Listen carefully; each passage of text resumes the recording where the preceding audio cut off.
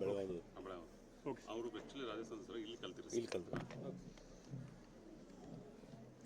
ನಿನ್ನೆ ಏನು ಒಂದು ವಿಮಾನ ದುರಂತ ಆಯಿತು ಅಹಮದಾಬಾದಲ್ಲಿ 242 ಜನ ಮೃತಪಟ್ಟಿದ್ದಾರೆ. ಅದರಲ್ಲಿ ಭಾರತೀಯರು ಮತ್ತು ಲಂಡನ್ದವರು ಎಲ್ಲರಿದ್ದಾರೆ. ಅದರಲ್ಲಿ ಆ ದುರಂತದಲ್ಲಿ ಮಡಿದವರಲ್ಲಿ ಪ್ರತೀಕ್ ಜೋಶಿ ಅವರು ಇಲ್ಲಿಯೇ ಕಲ್ತವ್ರು. ಬೇರೆ ರಾಜ್ಯದಲ್ಲಿ ಅವರು ಜನ್ಮಭೂಮಿ ಇದ್ದರೂ ಬೆಳಗಾವಿಯಲ್ಲಿ ಕಲ್ತಂಥದ್ದು. ಅವರು ಸಹಿತ ಆ ದುರಂತದಲ್ಲಿ ಮಡಿದಿದ್ದು ನಮ್ಮೆಲ್ಲರಿಗೆ ಭಾಳಷ್ಟು ದುಃಖ ಆಗಿದೆ.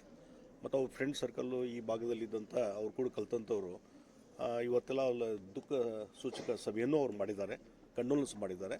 ಹೀಗಾಗಿ ಇವತ್ತು ಅವರ ಆತ್ಮಕ್ಕೆ ನಾನು ಶಾಂತಿಯನ್ನು ಕೋರ್ತೀನಿ. ಈ ರೀತಿ ದುರಂತ ಆಗಬಾರ್ದಾಗಿತ್ತು, ದುರ್ದೈವದ ಸಂಗತಿ.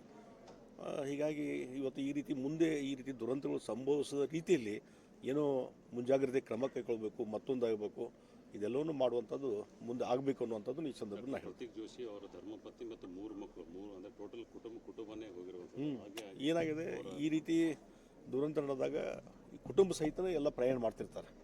ಪ್ರತೀಕ್ ಜೋಶಿ ಮತ್ತು ಅವ್ರ ಕುಟುಂಬದ ಎಲ್ಲ ಸದಸ್ಯರು ಸಹಿತ ಆ ವಿಮಾನದಲ್ಲಿ ಅವರು ಪ್ರಯಾಣ ಮಾಡ್ತಾ ಇದ್ದದ್ರಿಂದ ಇವತ್ತು ಎಲ್ಲರೂ ಮೃತಪಟ್ಟಿದ್ದು ಭಾಳ ದುಃಖಕರ ಸಂಗತಿ. ಆ ಕುಟುಂಬಕ್ಕೆ ಭಾಳ ದೊಡ್ಡ ಆಘಾತ ಆಗಿದೆ.